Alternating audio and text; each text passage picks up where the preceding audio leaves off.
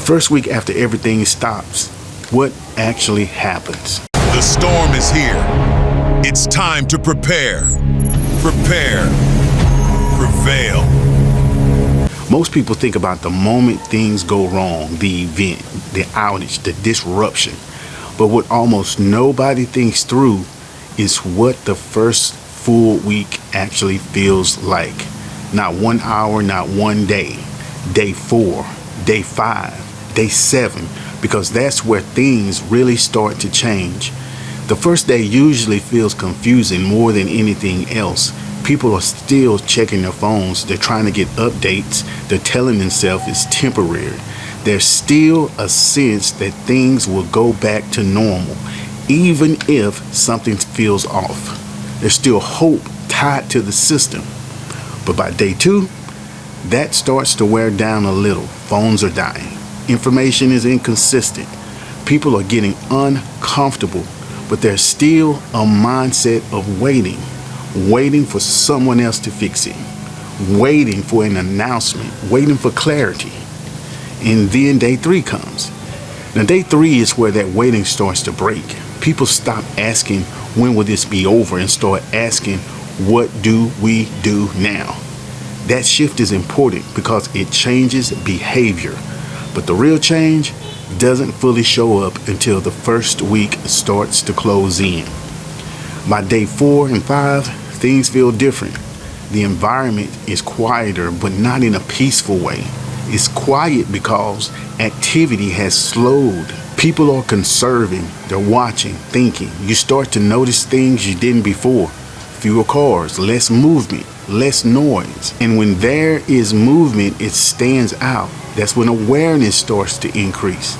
People begin paying attention to each other, not in an obvious way, but in small ways. Who seems calm? Who looks stressed? Who's going in and out? Who isn't? That observation isn't always intentional, but it happens. Because when people don't have information, they look for signals, and other people become those signals. Now by day 5, routines have mostly broken down. What used to feel normal doesn't even apply anymore. Sleep patterns change, eating patterns change, energy levels drop, and mentally, people start to feel it. Fatigue sets in, not just physical fatigue, decision fatigue, because every choice feels heavier. What to use, what to save, what to do next. Even simple decisions take more effort.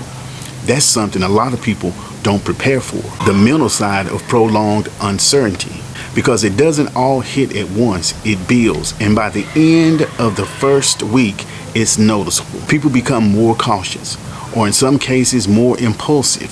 Some people tighten up. They become more reserved, more protective, more aware. Others go the opposite direction. They start taking risks, making moves they wouldn't normally make. Because the longer uncertainty goes on, the more people feel pressure to act. And that's where things start to diverge. See, different people handle that pressure differently, which means behavior becomes less predictable. And unpredictability changes the environment. You cannot rely on assumptions anymore. You can't assume people will act the way they did before because they're not in the same situation anymore. And that's why the first week matters so much. It's not just about resources. It's about transition. The transition from normal thinking to something else, something more focused on survival. Even if people don't say it out loud, you can see it in how they move, how they talk, how they look at things. That shift doesn't happen instantly. It builds over those first several days. And once it's there, it doesn't just go away. Another thing that changes by the end of the first week is perception, how people view time. At the beginning, people think in short terms. Let's just get through the day. By day 6 or 7, people start thinking further ahead. How long can we last? How long can this last? What happens if this keeps going? And those questions bring a different kind of pressure, because now it's not just about getting through the moment. It's about sustainability. And sustainability changes decisions. People start holding back more, using less, planning differently, or in some cases, taking from others. Because when people start thinking long term, they start looking at resources differently. That's why the first week is such a turning point.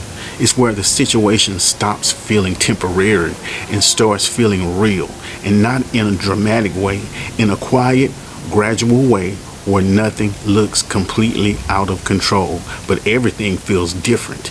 And that difference matters because it changes how people think, how they act, and how they respond to each other. And at the end of the day, a lot of people prepare for the beginning. Very few prepare for what comes after.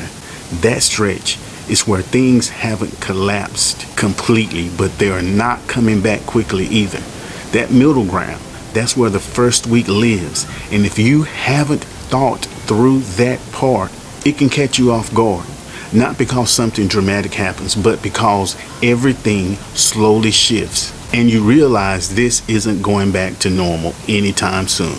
Make sure you like, comment, and subscribe for more videos like this. The storm is here. It's time to prepare. Prepare. Prevail.